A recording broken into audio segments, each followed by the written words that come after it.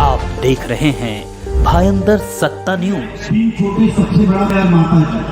ध्यान हुआ किराने की दुकान, सब रिश्तेदारों ने कहा कि अब आप क्या करेंगे, आप गाँव वापस चले जाओ राजस्थान, बच्चों को कैसे संभालेंगे। मेरी उम्र 7 साल थी, बाकी के हिसाब आप लगा लीजिए, कोई 5 साल, कोई 3 साल, कोई 2 साल, इस प्रकार का था। उस समय हमारी माता जी ने निर्णय लिया कि नहीं, मैं यहीं पे रहूंगी और अपने बच्चों को पढ़ाऊंगी। उस समय मैं घर में बड़ा था, इसलिए मेरी मम्मी ने तीनों बच्चों को अभिनव विद्या मंदिर और फिसल बंदरवाड़ी के गुजराती स्कूल में, महापालिका के स्कूल में डाला। लेकिन बड़ा बेटा कुछ कमाए, इसके लिए अमर मेरी में डाला। एक समय ऐसा आया, परिवार का भार बड़ा, काम बड़ा, माता जी अकेली, एक तरफ 4 बच्चे भाई बहन, और मुझे मजबूरी में 8वीं में स्कूल, 8वीं पास करके 9वीं में स्कूल छोड़नी पड़ी। ये मेरे आज इस मजबूरी का मजाक उड़ा रहे व्यक्ति, मजबूरी में कभी किसी का मजाक ना उड़ाए। मैं उनसे कहना चाहता हूँ, मुझे इस बात का अभिमानी है कि मैंने अपने परिवार को पालने के लिए मजबूरी में स्कूल छोड़ी। और मेरे अपराध में पढ़ने के बाद, कॉन्वेंट के बाद, घर रहने के बाद भी मेरा एक सपना था, बहुत कुछ के पढ़ लिख कर मैं एडवोकेट बनूं, ये मेरा सपना था, लेकिन वो पूरे नहीं हो पाए। जीवन में बहुत सारे सपने अधूरे थे। मुझे अपने जीवन में आज तक उस बात का कभी दुख नहीं हुआ, लेकिन जब किसी ने मुझे टोका तब यहाँ दुख हुआ, यहाँ दुख हुआ। व्यक्तिगत टीका टिप्पणी आप कितनी बार करोगे? कोई भी आदमी शौक से शिक्षा नहीं छोड़ता, शौक से नौकरी नहीं करता है, मजबूरियां कराते हैं और उस मजबूरी पे आप हंस रहे थे। इस बात का मुझे दुख है और अभिमानी है। ये 8वीं पास बच्चा मेरा भाईंदर का सबसे हाईएस्ट इनकम टैक्स पेयर है। इस नगर पालिका को हमारी कंपनी से सबसे ज्यादा रेवेन्यू है, तो इस बात का अभिमानी है कि आज ये 8वीं पास लड़का मीरा भाईंदर में 2000 परिवार को चलाता है, 2000 लोगों को जॉब देने का काम किया है। तो इस बात का मजाक कर रहा है, मुझे अभिमान है लेकिन दिखता है। मेरे बेटे को क्या लेना देना राजनीति से, दूर दूर तक लेना देना नहीं। गणपति दर्शन को, लाल बाग को दर्शन को चले गए, उसे किसी ने पहचाना, आगे से लेके गए नरेंद्र मेहता के बेटे को वीआईपी कल्चर। आपने मेरे बेटे को भी राजनीति से जोड़ने का प्रयास किया, तब यहाँ दिखता क्या लेना देना मेरे बेटे का इस राजनीति में, आप उसे जोड़ रहे हो, तब मुझे यहाँ पे दिखता है। हर बार मेरे परिवार को जोड़ने का प्रयास किया, मुझसे एक गलती हुई, दायरे रूप से कहता हूँ हुई गलती, लेकिन उस गलती का मैंने अपने परिवार के साथ क्षमा याचना की। वो मेरे परिवार के बीच की बात है, लेकिन तुम उसी बात पर राजनीति करने आए हो, उसी बात को बार बार बोल रहे हो। मैं इस शहर में काम करने आया हूँ, आप बार बार वही चीज करते, और जब मैं कुछ आरोप करता हूँ, आप पूरी देश की महिलाओं को अपने साथ जोड़ लेते। ये कहाँ का न्याय है? ये कहाँ का न्याय है? और आज भी वही चल रहा है और कुछ नहीं चल रहा है। मैं भ्रष्टाचार की उनके बात करता हूँ, वो मेरे व्यक्तिगत जीवन की बात करते हैं। मैं उनके असफलता की बात करता हूँ, वो मेरे व्यापार की बात करते हैं। मैं उनकी नाकामियों की बात करता हूँ, वो मेरे परिवार की बात करते हैं। हम भी इंसान हैं। मुझे उस वक्त भी दुखा जब मैंने कहा था कि इस शहर में कत्ल खाने बनेंगे, तो मैं उसी नगर पालिका की बिल्डिंग से कूद जाऊंगा। आप राजनीतिक तौर से उसका विरोध करते, समर्थन करते। आपने क्या कहा? मेरा परिवार घर पे सुन रहा था, कहा कि नरेंद्र मेहता तू कल मरता है तो आज मर, तू कल मरता है तो आज मर, कल नहीं मारा तो आज कर। ये शब्द इनके थे, ये किस नेता को सोचते? फिर क्या कहा? ऐसी बिल्डिंग से कूदना जहाँ जाली ना हो। मैंने तो नगर पालिका को चैलेंज किया था, आपको इस तरह का भाष्य सूझता है क्या? कितनी बार मेरे परिवार को, कितनी बार मुझे ठेस पहुंचाओगे?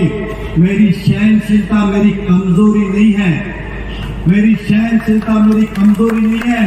अच्छों को पानी पिला के यहाँ तक पहुंचे हम, और इस शहर में भगवा हम ही ने लहराया, किसी और ने नहीं लहराया। लेकिन आप बार मुझे हमेशा इसी तरह से टॉर्चर करते हो। अब इंसाफ आपको करना है। मेरे 5 साल के इस राजनीतिक सफर के अंदर मैं हारने के बाद घर बैठ गया था, लेकिन कोविड की पीड़ा ने मुझे घर बैठने नहीं दिया।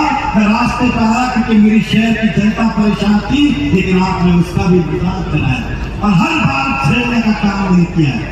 मैं आपसे कहना चाहता हूँ, ऐसे लोगों का हिसाब करना जरूरी है। नहीं तो राजनीति में कोई व्यक्ति आना नहीं चाहेगा। मेरे परिवार में तो रोज कहते कि छोड़ दो ये राजनीति, क्या जरूरत है।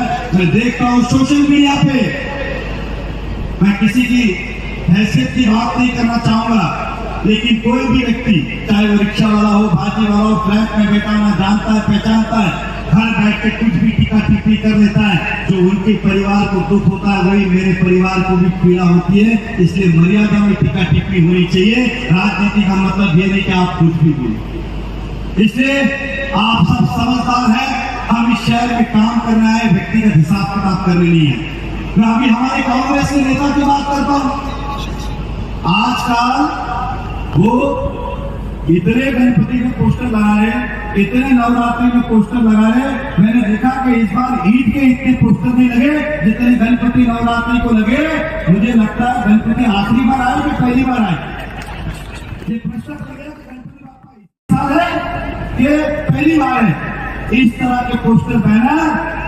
अरे भाई साहब, अगर आपको लगता है कि हिंदुत्व के वोट आपको चाहिए तो मैं आपके खिलाफ जनता से, मैं आपके समर्थन में करूंगा। आप पहले कहिए, जब हमारे साधु संतों को मारा गया था पालघर में, तब आपकी सरकार ने कुछ नहीं किया, तब आप विरोध में थे। उस बात को आप स्वीकारिए कि साधु संतों के साथ गलत हुआ, और इस मंच पे आके कहिए जय श्री राम, और कहिए कि मोदी जी ने जो मंदिर बनाया वो सही काम किया।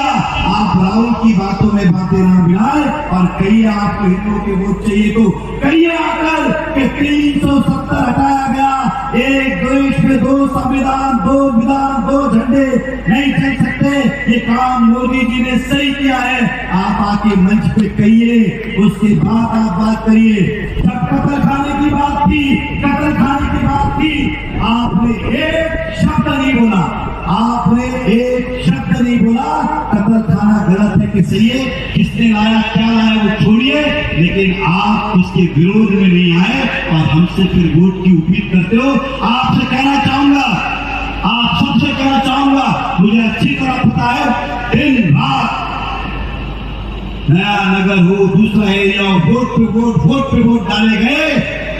आपसे कहना चाहूंगा, इस बार बटोगे तो कटोगे, इस बार बटना नहीं। हमने अपने जीवन में, राजनीतिक सफर में सभी समाज को लेके साथ में विकास किया है। हिंदू हो, मुस्लिम हो, सिख हो, ईसाई हो, दलित हो, जो भी हो, एक व्यक्ति हमारी पार्टी पे, हमारे पे आरोप नहीं लगा सकते कि हमने भेदभाव किया और जातिवाद किया है।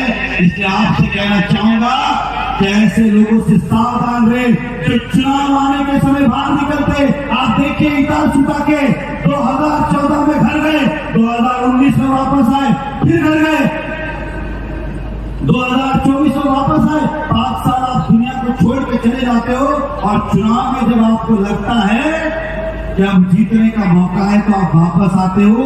जनता समझदार है, मुझे विश्वास है कि आप सभी इस बार साथ देंगे, समर्थन देंगे, और पूरी ताकत के साथ आप हमारे साथ खड़े रहेंगे। खड़े हो?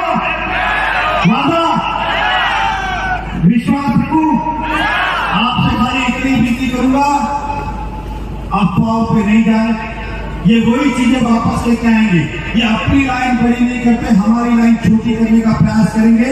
इसलिए पूरी ताकत के साथ वृंदावन से लिए मैंने जितने संकल्प किए हैं, लिखित रूप में आपको भेजूंगा, और इस संकल्प सभा के माध्यम से हम सब मिलकर पूरा करेंगे। मैं आपको विश्वास दिलाता हूँ, आपको प्रगतिशील करूंगा, आपका विश्वास कभी हम टूटने नहीं देंगे, इतना ही मैं कह सकता हूँ। और जाते जाते मैं एक बात कहना चाहूंगा, आपको कुछ मेरी लास्ट बात को समझ लेंगे तो सब कुछ समझ आएंगे। आपके वोटों को उन्होंने कितनी बार बेचा, आपके नाम से, मोदी जी के नाम से वोट दिए, देवेंद्र जी को वोट दिया। जैसे ही देवेंद्र जी मुख्यमंत्री पद से नीचे आए, आप उद्धव ठाकरे जी के साथ गए, वो पद से नीचे आए। आप किसके साथ गए आज तक हमको पता नहीं, लेकिन शिवसेना के साथ है। एक बार नहीं, 2 बार नहीं, 3 बार आपके वोटों का सौदा किया है। आज भी आप सत्ता में हो, आज भी आप सत्ता में हो, लेकिन शहर का विकास करने में असफल हो।